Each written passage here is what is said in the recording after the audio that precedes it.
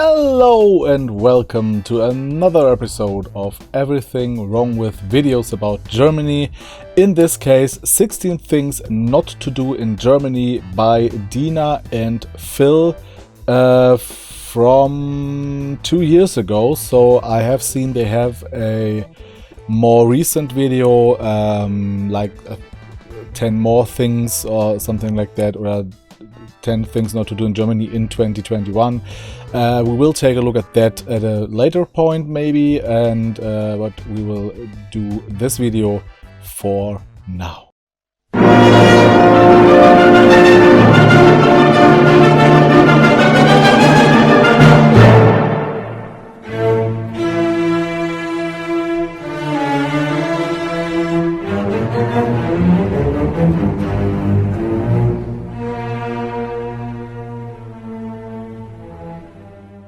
So yeah, as you know, we're doing this series Everything Wrong with YouTube videos about Germany because I have noticed that many videos are very generalizing about the whole of Germany when they're speaking of a little part, like sometimes even only a neighborhood in Germany. So this will be the third video and therefore the fourth since this comeback, which is great, which is double the one from the last comeback. So let the series go forward. And yeah, 16 things not to do in Germany. Let's startio. What's up, everybody? We are Deana and Phil. Deana is from the United States and I am from Germany. And in this video, we're going over 16 things that you should not do in Germany. Alright, so some of these things are a little more serious and some of them are going to be pretty funny, so let's just get right into it. Alright. And I'm pretty much expecting that a lot of these things are specific to a certain area in Germany and not general Germany. But we will see. This is actually a video I haven't seen yet. Right, number one, you should never recycle wrong or throw away your Pfand. Pfand! So Germany is a pretty green country and people tend to take their recycling pretty serious. So if you're here, you should not just throw everything in one bucket, but separate it between plastic, metal, paper, rest and all that good stuff. I don't even know how many there are. So yeah, this is something we spoke about in the video about from Phil from Germany 2 weeks ago, I think it was. And I showed the statistic and everything. Still, it is growing, but it is mostly uncommon to separate your waste in Germany, especially in the cities, in the more rural areas. It's in some cases mandatory, and it gets more and more. The statistic was like from 2016 or something like that. I will put it up here again, but in the end, yes, these whole splitting is not something that is a general thing in Germany. It depends on where you live. For example, here in Hamburg, it is not mandatory. Some houses, especially those single houses, like what you would call a house, do so and have specific trash compactors come and get their trash, varying from what they collected. And even here in Hamburg we have containers like where we can put paper and paper mache in, or old glass, something like that, but not to the extent that we like separate bio waste from plastic, from normal waste, from everything else like some people do, especially if you live in an apartment building like I do. Whereas I have to say the other houses here in my street, the other from the same apartment complex, they do, since last year I think they do have separate trash cans for normal waste and I think it's bio waste. Or plastic, I don't know, because my house doesn't have that, because there is a tree on that side where that thing would have been put in, and they can't just cut down the tree. So my house doesn't separate waste, but others in the same street do. But as I said, it's not mandatory in Hamburg. Whereas when I lived in Norderstedt, which is a city in Schleswig-Holstein, which is connected to Hamburg, there it is mandatory. So fund is a deposit where you pay a little extra on bottles or cans, and you'll usually return them at a little machine in the supermarkets where you get a voucher and your money back for doing a good thing. So partly for doing a good thing. Also, this we have talked about in 2 weeks ago, so I won't go to length with it. But these plastic bottles, these PET bottles, they are usually then either thrown away or recycled, or they will be sent to like China, where they recycle them to do, for example, clothing out of them. For very cheap prices. The idea with the deposit when it first came around, and I think 2006, was that you would, up until then, there was large amounts of waste, just especially in cities, just people throwing away their plastic bottles when they're empty, even in the nature, not in trash cans. So then the government came up with the idea, okay, what if we put a deposit on those bottles so people would return them? And because the deposit is pretty high for the fact that it's just an empty PET bottle, people actually do. Because in some cases the deposit is higher than the price of the item itself. So a bottle of water for a long time cost 19 cents and the deposit was 25 cents. So you could buy a new bottle of water and have some extra. So yeah, this about the deposit system, it's really important. It was done to reduce waste. So you technically do a good thing. never throw away your fun bottle. Fund! Number 2, you should never drive on the left or the middle lane of the Autobahn. There's actually a law in place that requires you to drive on the right lane on the Autobahn at all times unless you're overtaking somebody. So if you're not planning to go super fast and overtake a lot of people, you're required to drive on the right lane. So don't drive in the middle or the left lane slowly and block traffic. That's the thing. I have never heard of a law that you are required to only use the right lane.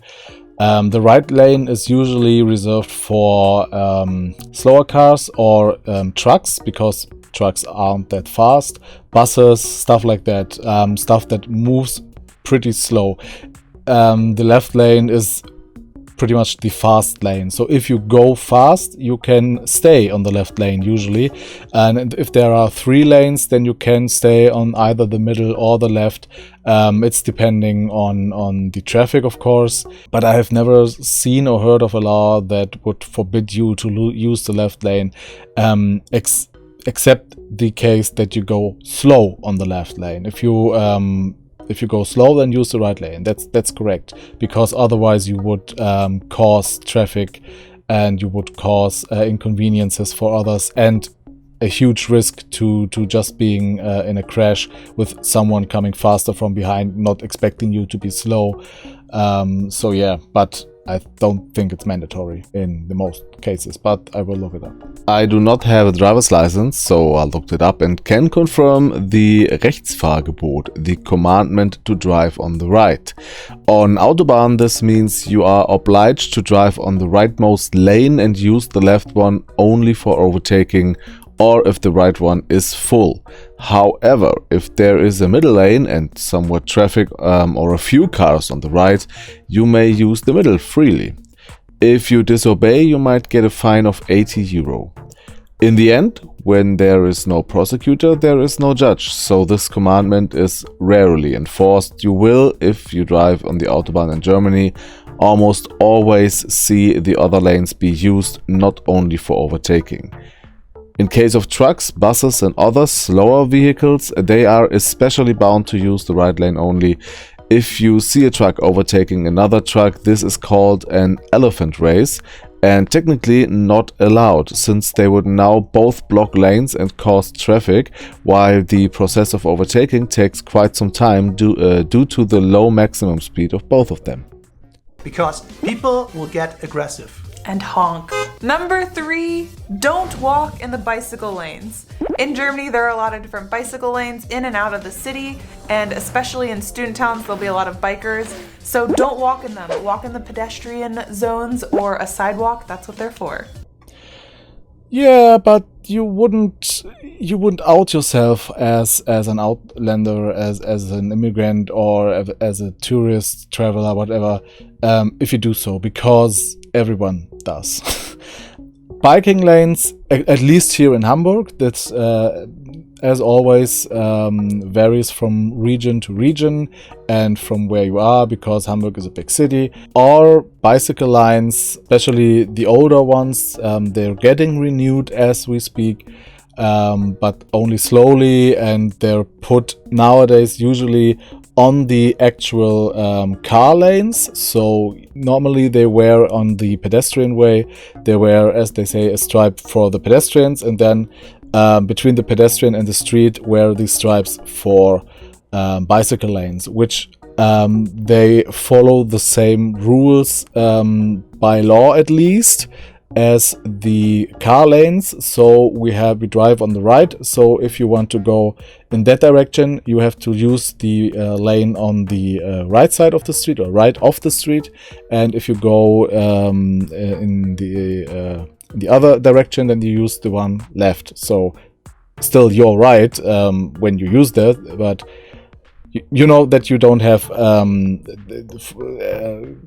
oncoming traffic, which is hugely important now that the lanes in Hamburg are, and other cities as well, are swifted from the pedestrian lanes to the actual street.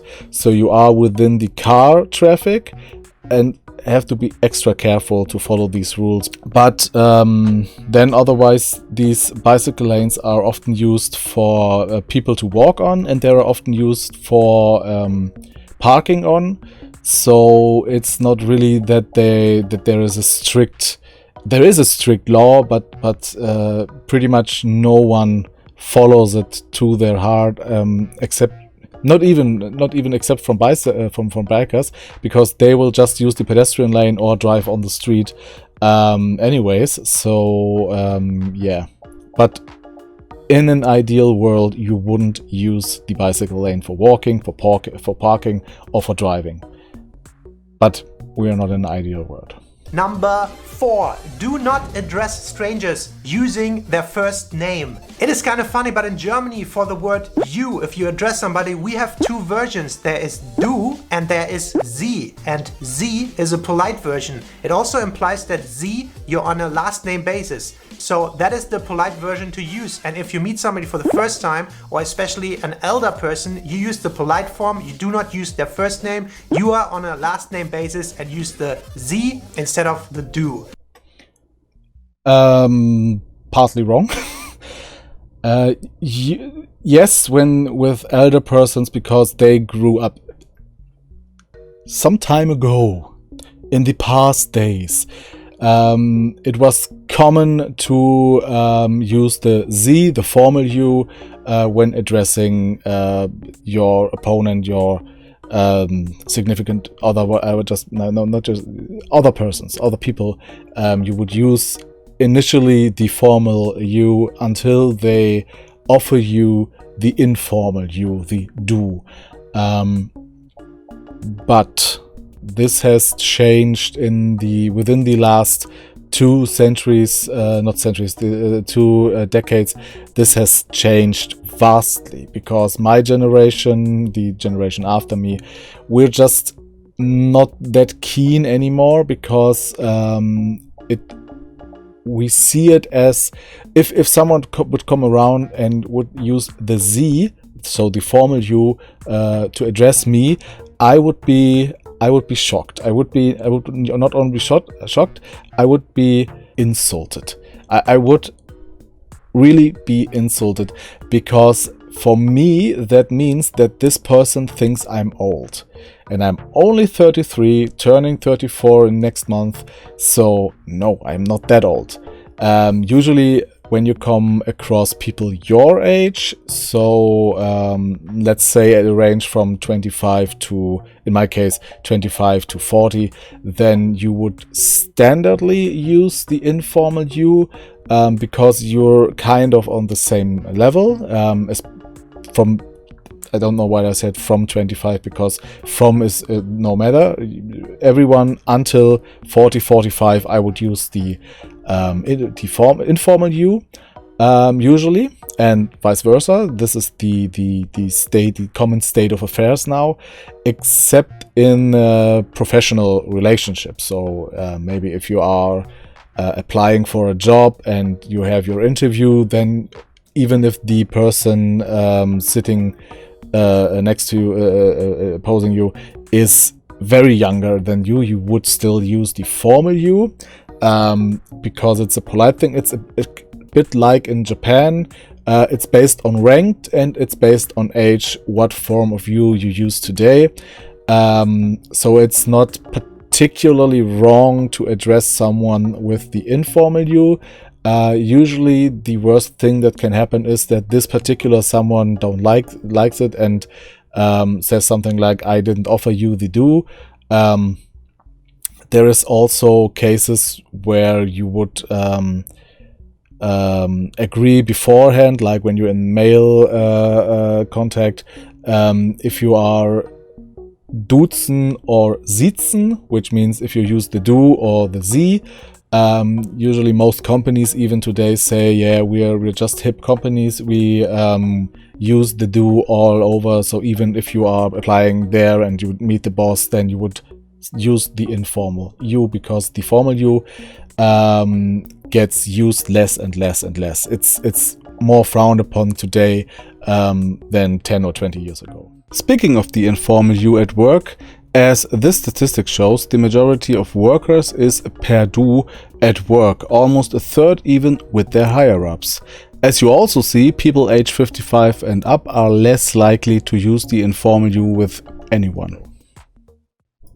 And if you get to know a person very well and you're on a friend basis, on a first name basis, then it's fine to use the first name. And oh yeah, this also counts for first names.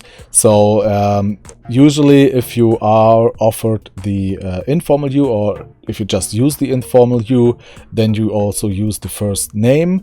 And in some cases, even when you use the formal you could use the first name. But that's rare cases and more complicated to explain. So just remember, usually you can use the informal you, except the person has a higher rank than you or is way older than you. the do. Do Deana. Do Deana. Number 5. Don't use public transportation without a ticket. A lot of the public transportation systems are controlled a lot, and there'll be men and women who just appear once the ride has started to check on everyone to see if they have a ticket. Yeah, they're undercover. And the fines are usually kind of high or out of proportion with the ticket prices. Yeah. A number I always have in my mind is 60 euros, but nowadays it might be even more, like 80 or 100. Okay, so we have to differentiate between public transportation and like trains. What they showed was a train. Yeah, when you go on the Regionalbahn, as a regional express, or an intercity express, or an intercity without express, then yes, there are controllers on board who after every station go around, check tickets, stuff like that. But on the public transportation within cities, the so-called Öffis, or public transportation in English, you usually don't have that. They're seldom you get controlled. They're also in neither place sneaking up on you or something. They usually wear uniforms. Sometimes they do in civil clothes, but that's rare, especially today. So yeah, you usually see them coming. The fee depends on where you are, is nowadays usually 60 euros. with ticket prices for traveling within a city being like maximum €5 a trip in Hamburg for at least.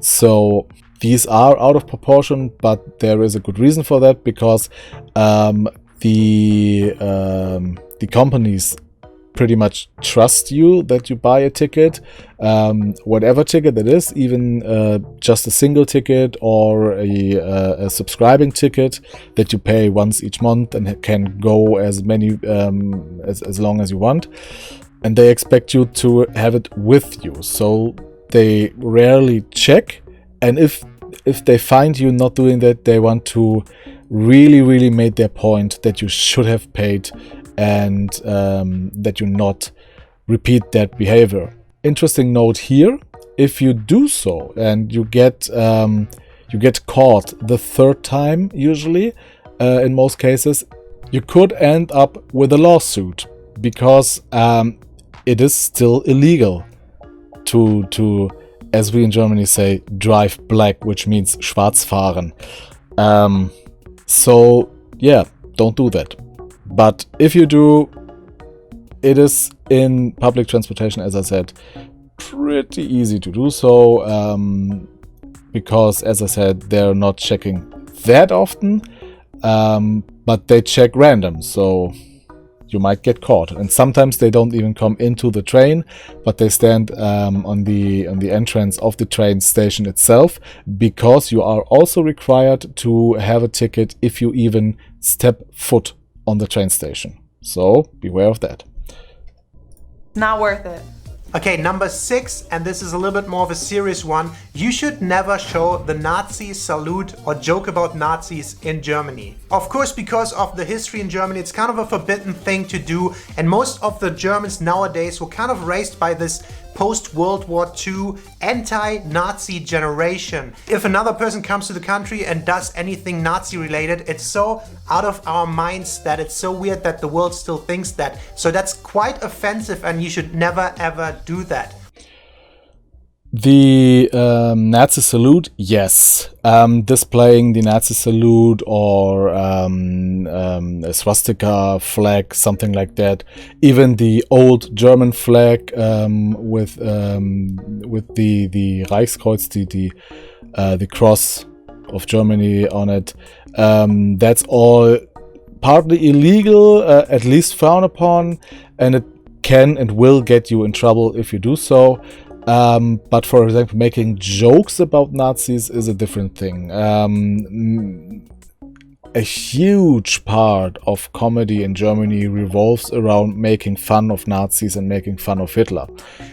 Zweitens liegt mein geliebtes Deutschland in Ruinen, nur weil Sie ungefragt meinen Nicht-Angriffspakt mit Stalin aufgekündigt haben.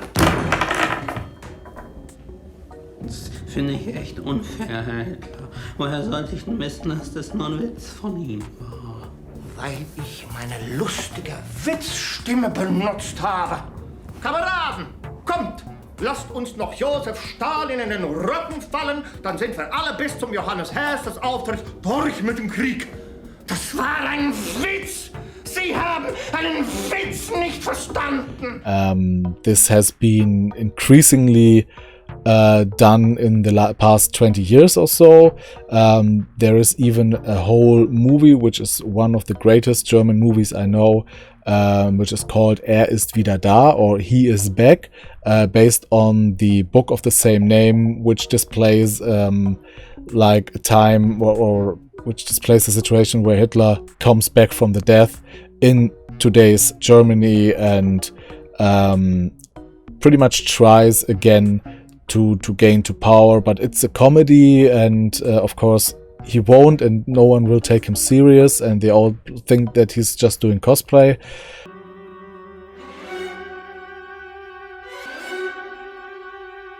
Mein Name ist Adolf, ich grüße Sie. Hallo. Ich möchte meine Uniform reinigen lassen. Welche Uhr kommt? Sie sind? Was? Welche Uhr kommt? Morgen. Wieso kommt eine Uhr? Oh, 10 Uhr, 11 Uhr. Morgen, ganz früh. Wann machen Sie Ja. auf? 9. 9 Uhr. Oh, 9 so früh. Ja. Wissen Sie, Peter kommt. Deutschland, ich liebe Doch brav. Ein bisschen mehr Demokratie wäre angebracht, ja. So, dass man halt so mal ein klares Machtwort spricht. So wird's gemacht. Punkt aus, fertig, keine Diskussion. Da haben Sie vollkommen recht und das ist genau meine Art von Demokratie.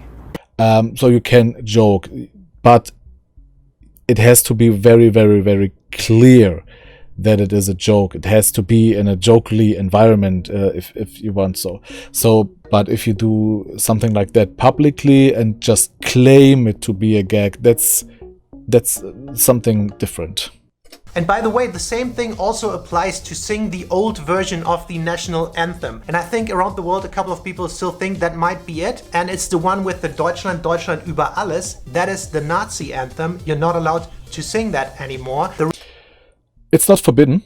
You can sing whatever you want. The German constitution, or as we call it, basic law, pretty much states that it is, of course, as I just said, is very specific about Nazi memorabilia, and if you have opinions or support opinions that go against the constitution, which the Nazi way of life would obviously be, then it is not covered by or freedom of speech, for example.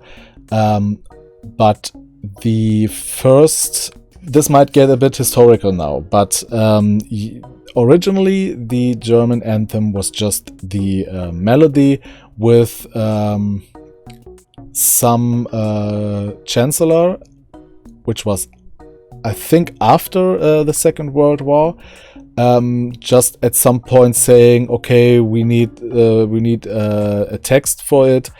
Let's just get this poem by I think Haydn.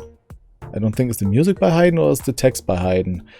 One is Handel, one is Haydn. I don't know right now. And let's put them together and make that the national anthem. But because of the Nazi past, it was changed to just being and officially recognized in the 80s, I think, that it just be the third verse of that poem. But to sing the first one is not illegal per se. Again, it will get you in trouble, especially with other Germans who don't share your opinion that you are a Nazi or think that you are a Nazi.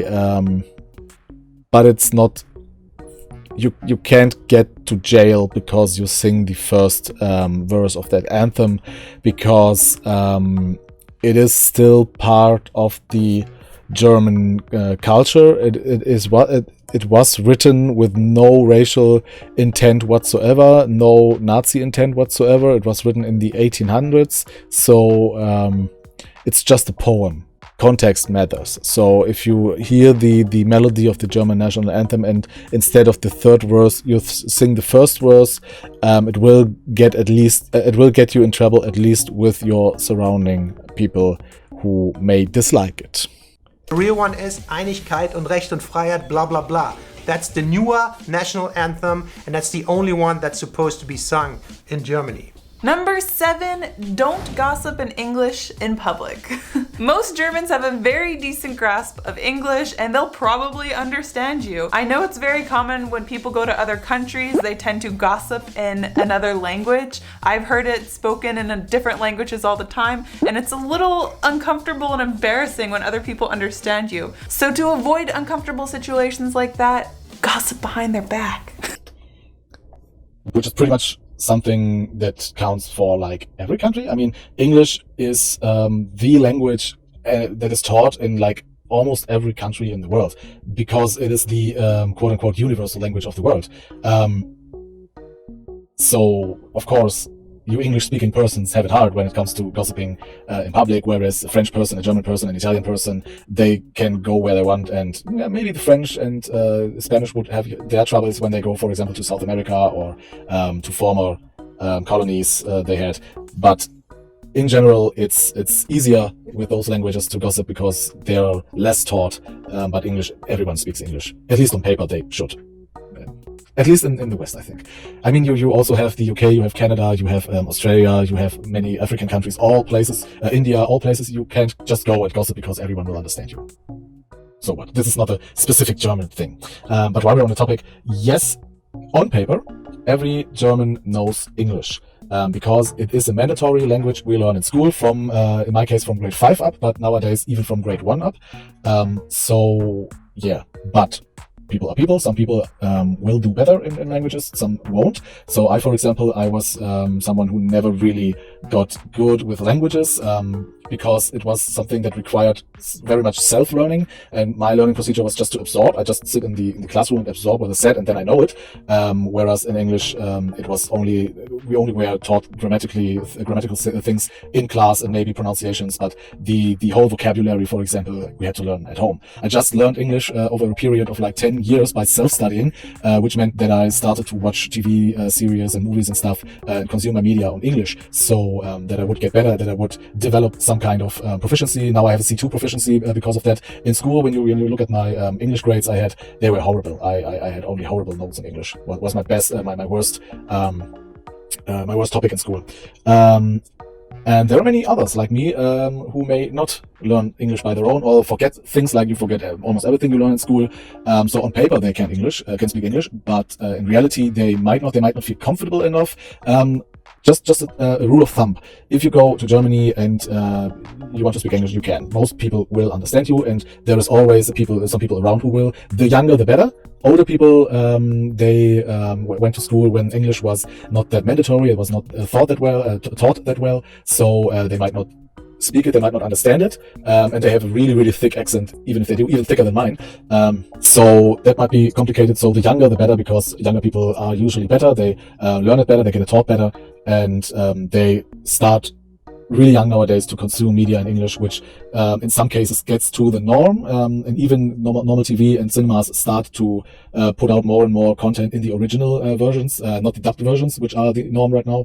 And apart from that, what I wanted to say is you get even better chances if you ask women or females, let's say. Because usually, in my experience, they have better ears for languages, they have better minds for languages. Pretty much all women I know that learned English speak it with a very, very good pronunciation. So in some cases you won't even hear an accent. I know someone from Bavaria who now lives in Australia who sounds like an American when she speaks English, even though she's German. So in my experience, at least, usually women speak better English. And another tip is, when you are in East Germany, then the rule of thumb is even more important. Really only ask younger people when you have to speak English, because as you might know, the east of Germany was at one time the GDR until 30 years ago, and the mainly taught language in the GDR was not English, it was Russian.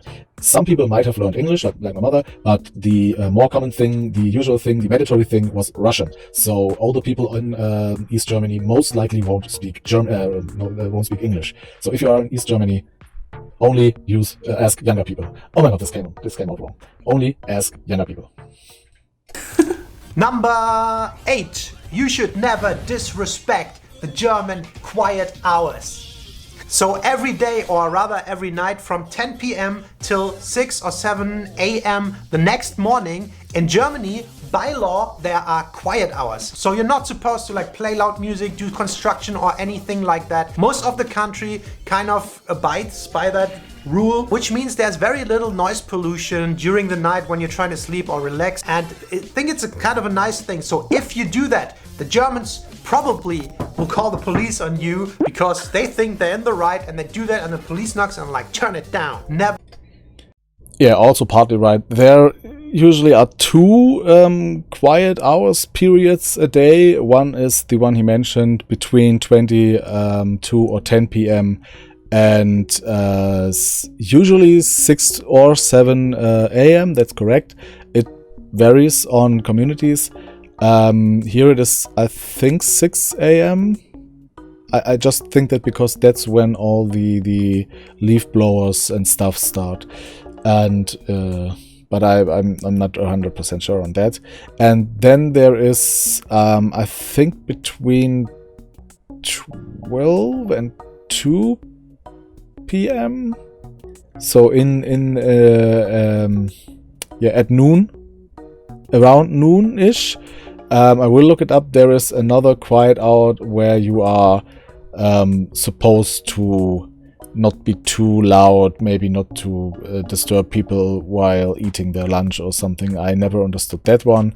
And it's not as I don't even know if it still exists. When I was a child, it still existed, but I don't even know if that still exists, because I usually don't pay attention to quiet hours anyway. I mean, I record this at past midnight, so yeah, I hope my neighbor is okay with that. I have never had complaints. I mean, okay. And especially on weekends, like when you have party at your home or discotheques and clubs, there is a bit of lineage. So when on a Friday or a Saturday, except this is a quiet Friday, like the Friday before Easter, and you are allowed after 20 or after 10 p.m. and someone would call the police on you, it usually would end up in, like, if the police is coming at all, they would just say maybe a little bit quieter, but they wouldn't clean out your house or something like that, because they also know it's Friday, it's Saturday. Usually the most people don't have to work on the day after, so there is more lineage. But yeah, for example, I did in some cases call the police because people were too loud. That happens, and I never got it called upon me, luckily. Never ever disrespect the quiet hours. Alright, so before we continue with the video, we want to take a quick moment to remind you guys, please go and like the video. It helps us out a lot. We're still a small channel. Subscribe if you haven't already. And do the same here. About 80% of the viewers are not subscribed to the channel. Also, if you want to further support us, you can do that on Patreon. We have a Patreon page. It's patreon.com/Deana and Phil. And we have different tiers of support and benefits that you get on there. And every support is highly, highly appreciated. Yes, and we wanted to take a quick moment to shout out our newest Soulmate Patreon, Jeff Lobig. Jeff Lubig? Lubig? We're not sure if it's the German or the English pronunciation. Correct us if we're wrong. Thank you so much. Thank you. And back to the video. So yeah, you can do that for me. I also have a Patreon. Like and subscribe. Ring the bell if you're on it. Leave a comment. Maybe tell me something about you, or something you want to know, something you want an answer from a German maybe, or a historian, whatever. So number 9, don't solely rely on credit card payments. Don't rely on credit cards, period. I often hear people say that Germany is not is a cash country, which is true. And it's not a plastic country, which isn't true. Usually everywhere, every bigger place, you can pay with your card. But in Germany, we have so-called Giro cards, which is a card that we get from our bank that has direct access to our bank account.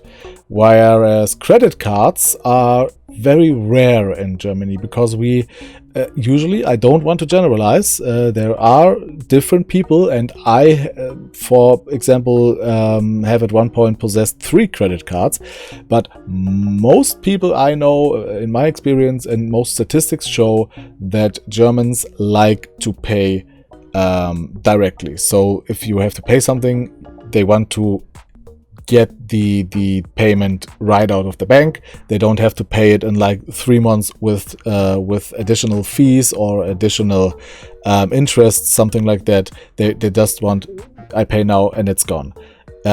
They want usually a card that functions exactly like your cash money would. So you give cash money, you have paid everything, and you don't have to pay anything more, and it's done. And the same if you do with a Giro card or an EC card.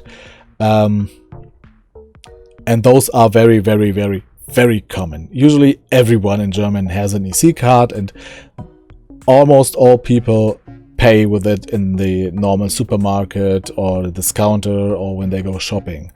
That said, when you are in the more rural areas or in very tiny shops, maybe boutiques or stuff like that, tiny restaurants, and sometimes when there are issues with the payments systems, then you will have to pay cash. And of course, many vending machines and stuff usually run on cash, and but nowadays also on EC cards. But yeah, credit cards are not that common, and they are not accepted everywhere. For example, when I had my credit cards, I only could use it for grocery shopping when I go to a big supermarket. When I go to my normal discounter, my normal grocery store, they wouldn't accept that. They would accept my EC card, but not credit card. So yeah, but that, again, Germany is not a credit card country, but we are an EC card country. In Germany, there's still a lot of things that are pretty cash-based, and sometimes your credit card will even be rejected from a stall, a bakery, or a vendor. Also, when you come to Germany and you want to pay with a card, note that sometimes, very rarely, this is mostly in those aforementioned smaller businesses like a kiosk, which is just a corner store, or a bakery.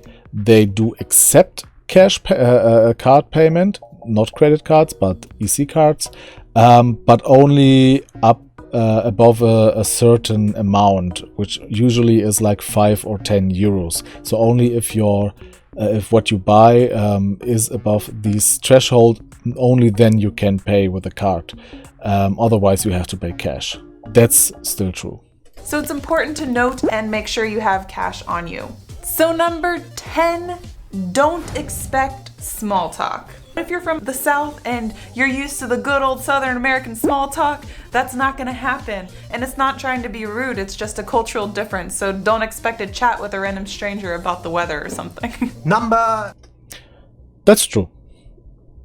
Again, varies on region and persons, because some persons like it. I mean, I get talked to in the bus all the time, and I hate it, and I never answer if I can. I always pretend I don't hear. But yeah, especially older people are very communicative, want to talk, want to do small talk, want to talk about the weather, or maybe even tell you their personal stories of the day or something like that.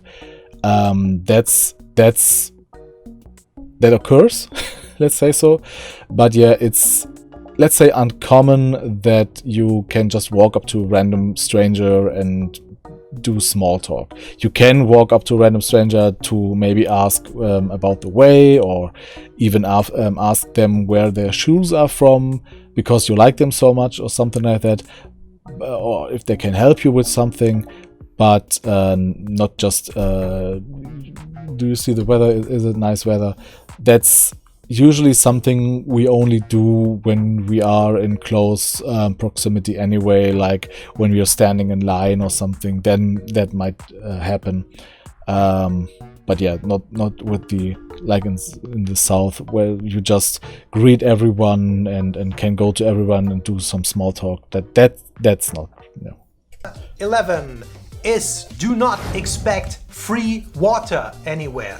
So if you're used to the American way, you go to a restaurant and the waiter comes right away with a nice bucket of cold ass water and refills you for free all evening long. That is not a thing in Germany, and you should not expect that. I think it's quite of a dumb thing, but water in German restaurants is quite expensive and most of the times even bubbly. Sprudelwasser or bubbly water is not that, it is beloved among Germans, but many Germans also don't like it. So first things first, when you go to a restaurant, sometimes they offer tap water, which they hand you for free if you stay for a meal or something. But yeah, usually, yes, you get bottled water, which also mostly in most restaurants I have been comes in maybe a little glass, not glass bottle, or a bigger bottle, depends on how much you ordered. And you have a glass, and then you can just pour it in as you wish. And you usually get asked, and if you know, because you are German, then you could just say you want silent water. In Germany, non-bubbly water is silent water. Then you have medium water, which is bubbly but not as bubbly. And then you have the Sprudelwasser, or just bubbly, which is called with Sprudel or with Kohlensäure, which means with coal dioxide. I don't know what it is in English, but you know what I mean. Yeah, so usually they ask you if you want silent water or if you want bubbly water. If they don't, you can still always tell them you want bubbly or you want sparkling. Sparkling is the better word, I think. Sparkling water.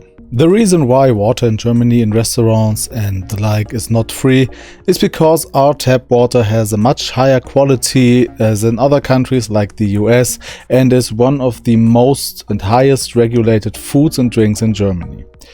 Let me explain. There is no right to water in Germany, so restaurant owners are not obliged to give you free water like in other countries like France. This is because there is plenty of free, drinkable and good quality water all around us.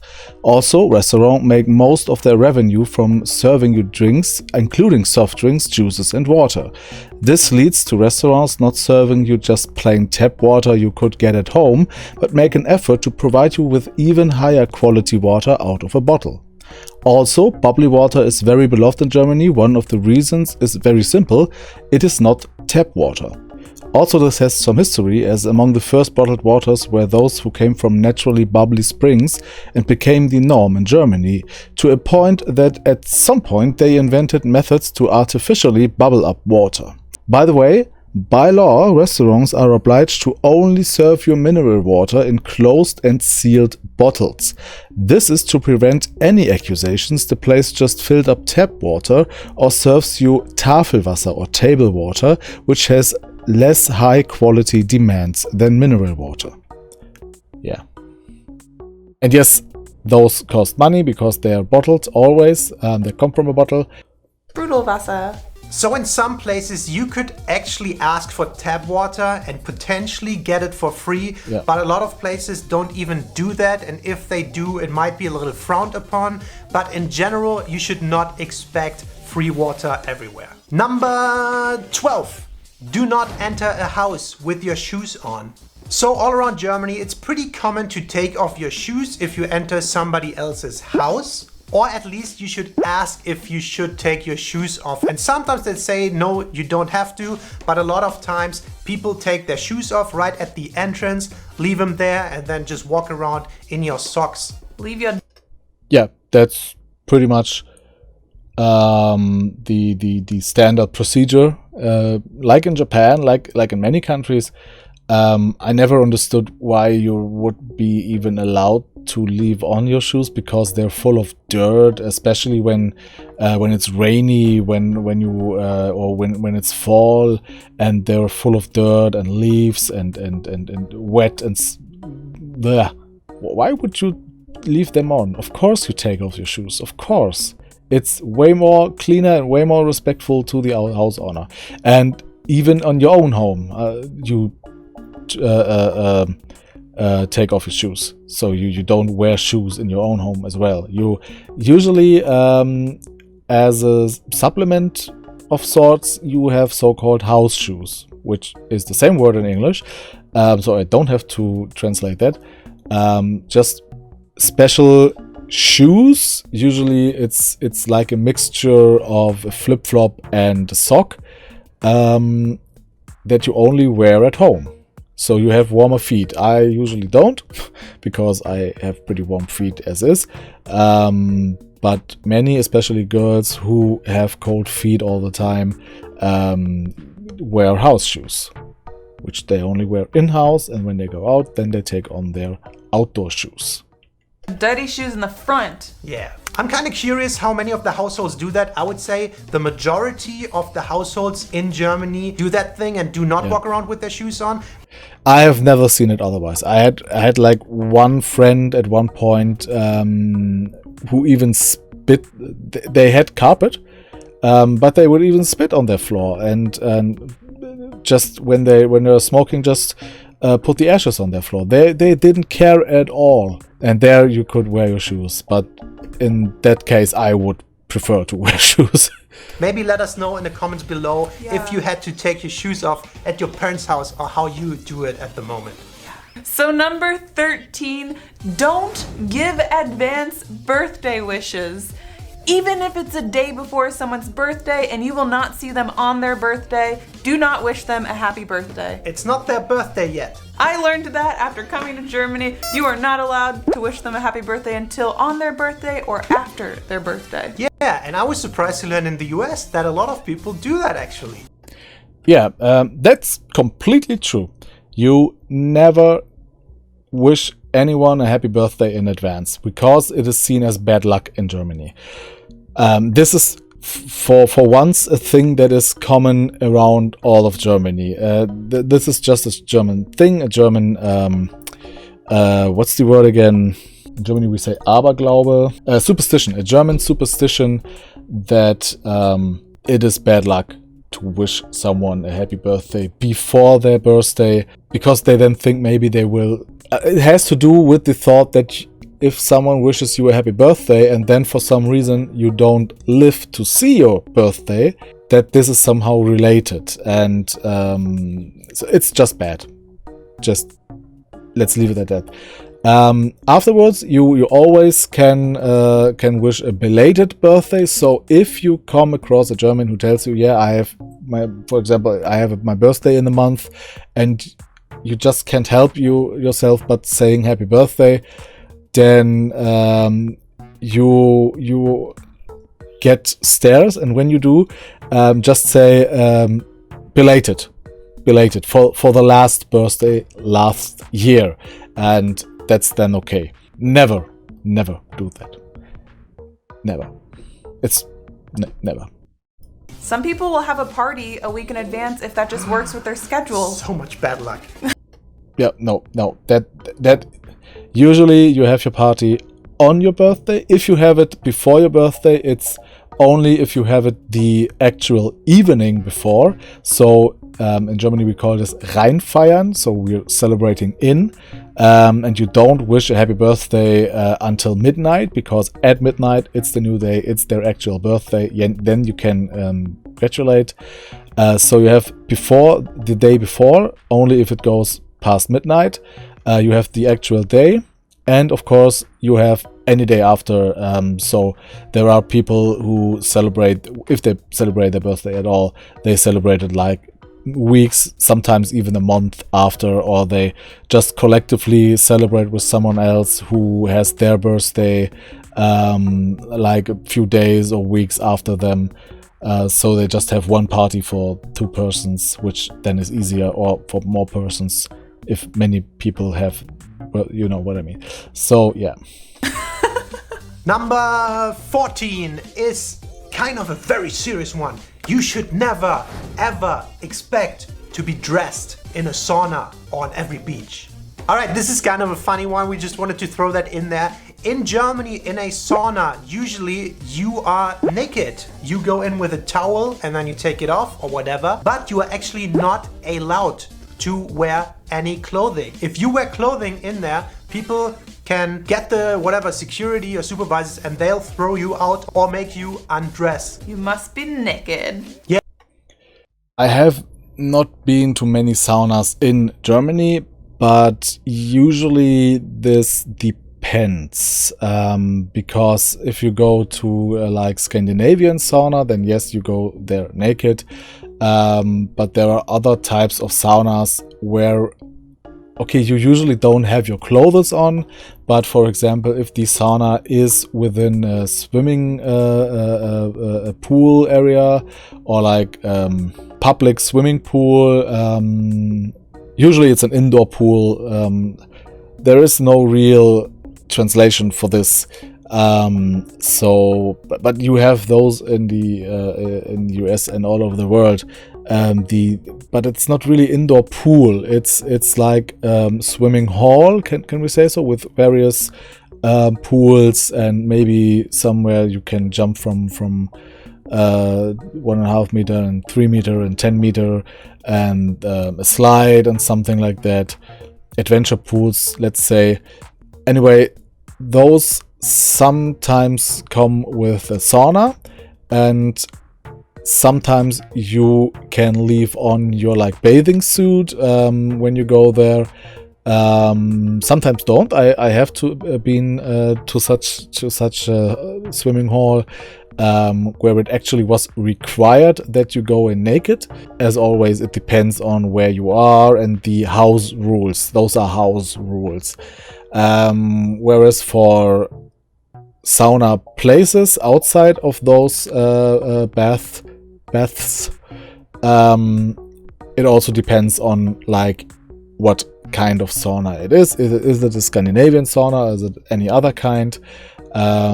Usually you really don't are allowed to go in with clothes, like with normal street clothing, but with bathing suits. So especially, for example, I was in a sauna in a hotel once in Cologne, and with my then girlfriend, and we were both wearing swimsuits. Maybe she was wearing a bikini and I was wearing shorts. So and we had a towel, and towels are allowed most times.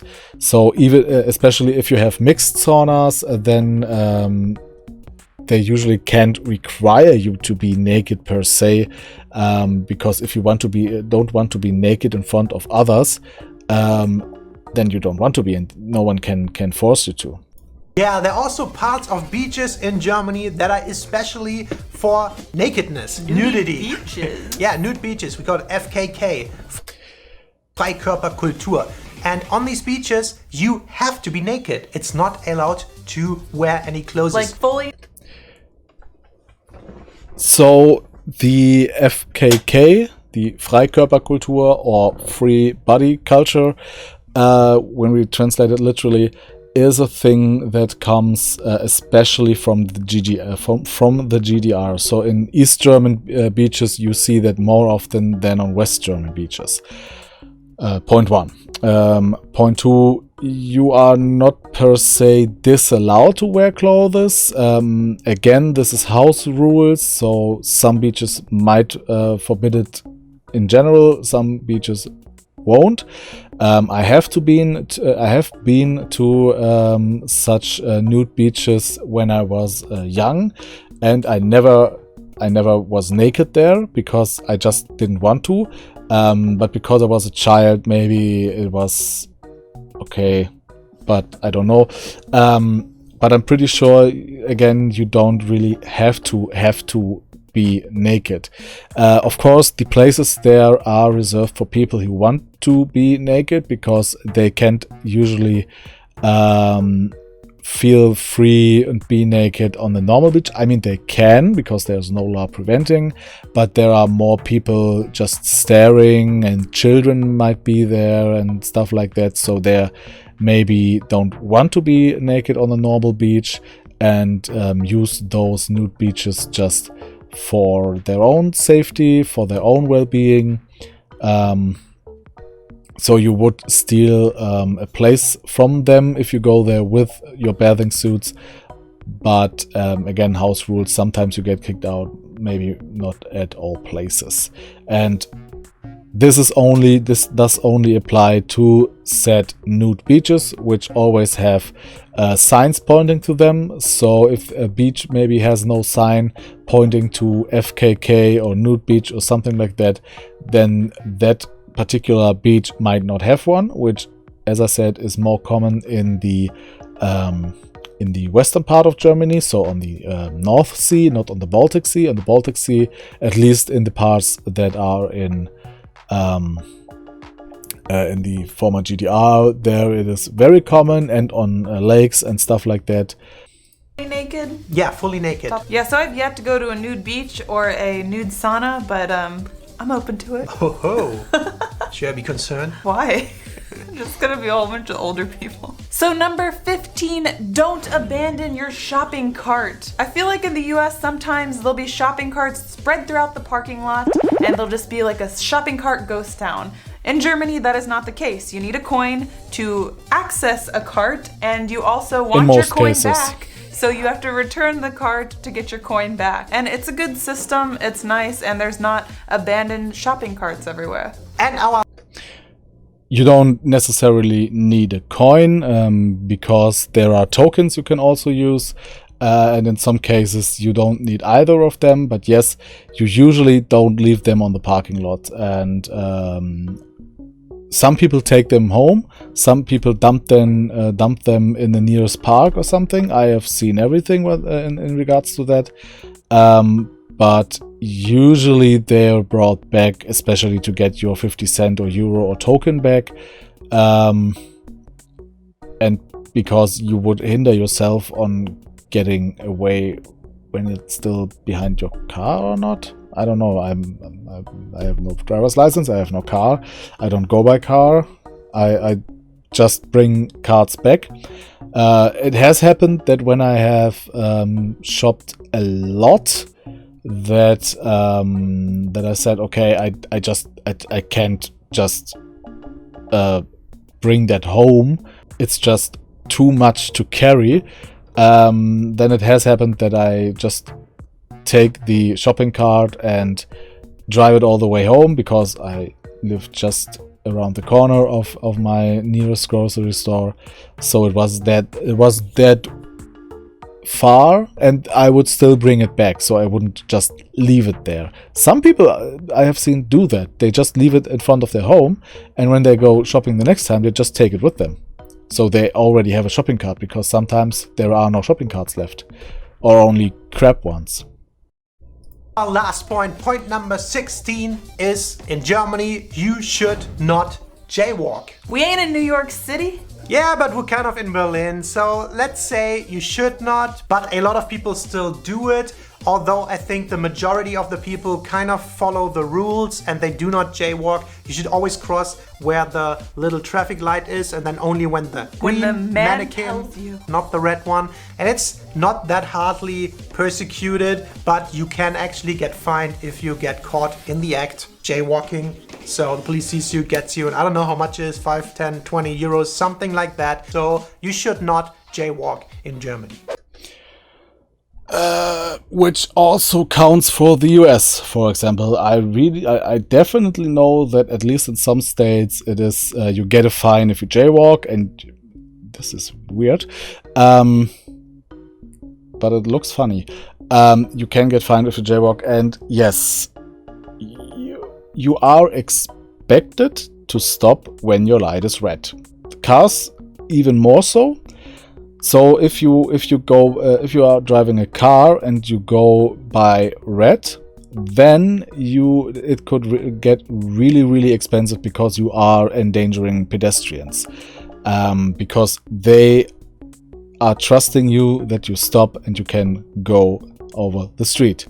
I have seen countries where this is not common, and you have always the risk of being crushed to death by a car that's just thinking that the red light is just a suggestion. But in Germany, yes, cars have to obey that, or else they could be really punished. And I mean really punished. Even if nothing happens, if something happens, even more. This has also to do with the fact that in Germany, if there is an accident involving maybe a car or a pedestrian, even if a pedestrian walks in front of your car and you have literally no time to stop, you are at least partly responsible for every accident when you drive a car. There is no full blame on the pedestrian. It is always at least 30-40% of the blame on you. So this is very bad.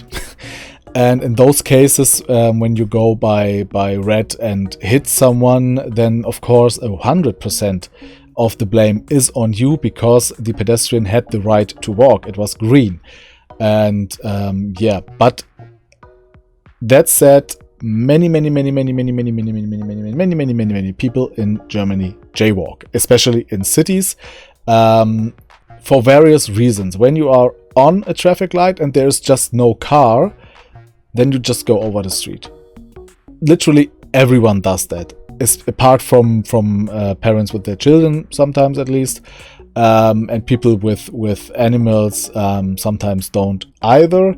But usually, if there is no car coming, you just go over, even if it's red, because what risk is there? And that this is not. I don't say you should do that. This is just the reasoning why people do that. Even if there are cars coming, but there are just far enough away that you could make it, then some people still try that and just go by red and just run over the street. And the other thing is, it is only jaywalking when you go by red on a traffic light. So there is an area, there is a marking for the car. Here you have to stop, and there is another marking for maybe the bike lane or something else. This is generally accepted as the traffic light area. If you are within this area and go by red, then you can be fined if a police happens to be driving by or something, which happened to me once. But I asked the policeman, this is actually true, at least here in Hamburg, if you are outside of that traffic light area, maybe the next traffic light is a few 100 meters away or 20 meters away or something like that, and you just go over the street where no traffic light is. This is not jaywalking. This is totally allowed. You should be aware of the traffic, because for your own sake, of course, but also because of the traffic's sake. But you can go over the street wherever you want. You usually, especially on streets with higher traffic, you want to go to the traffic light because that guarantees you that you can cross the street, whereas otherwise you may have to wait even longer. But especially on streets that have lower traffic, you can just go wherever you want. Especially, for example, I lived at a house at one point which had no traffic light for like more than 1.5 kilometers in either way. So and the bus stop was just on the opposite side of the street, and I had to go to that bus stop because for the next traffic light I had to go to the bus stop prior or the next bus stop, which is hilarious, especially because in that area I lived, the bus stops were pretty far apart. So I just walked over the street, even though it was a high traffic street, and it was totally fine. And even if you go like just next to the traffic light area, you are usually fine to cross the street there, again only if traffic allows you to. And yeah, it is frowned upon, especially by children and parents and some elder people, but again, my generation and younger and a little bit older, they are usually fine with it because they don't care.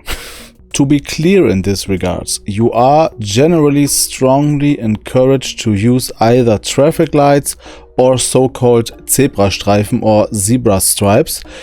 Crossing the street at a red light can result in a hefty fine, especially if you would endanger yourself or the traffic. Just crossing the street anywhere outside of these regulated areas will not result in a fine, but as it is still not necessarily allowed, you will lose your insurance protection if you do so. So if something happens, nobody will pay you anything as you are at fault. Alright, so those were our 16 things that you should not do if you go to Germany. Let us know in the comments below if you can think about... I think there's nothing more to come. We can check what else should you not do. I said they have a second video on that for a 2021 version. We might take a look at that in the future. But yeah, tell me what do you think about this video, and what do you want me to watch in the future? Have you some video you want me to fact check, so that if you are planning to go to Germany, that you are not that shocked by things you might have learned that are wrong. In this case, this video was pretty informative and mostly correct. I do not remember everything big I had to correct. There were some minor things that we would disagree, or that would depend on region or person or stuff like that. But I think in general it was like, yeah, pretty much all true. Some things maybe too generalized, something even a cliche. But I think nothing really bad. I think I would give it a B. It's not an A because there were things that they got wrong, even if only partially. But I think a B, because B- would be there was a major hiccup, and I just don't remember a major hiccup right now. In words, good. That shall be it for today. We did take some time to record this. Not as much time as I was expecting, but I didn't have to correct as much. So, oh no, my OBS crashed. Maybe that's the reason. The seconds just won't go further. I hope that this is still recorded. Otherwise, I have to record the part after 34 minutes again. I don't hope that I have to. Maybe I then wear something else. Maybe you won't even hear what I'm just saying right there. So if you are, please like and subscribe, leave a comment, and we will see us in the next video with everything wrong with videos about Germany. Until then, have a nice day, have a nice night, have a nice weekend, have a nice week. We will see us. Bye bye.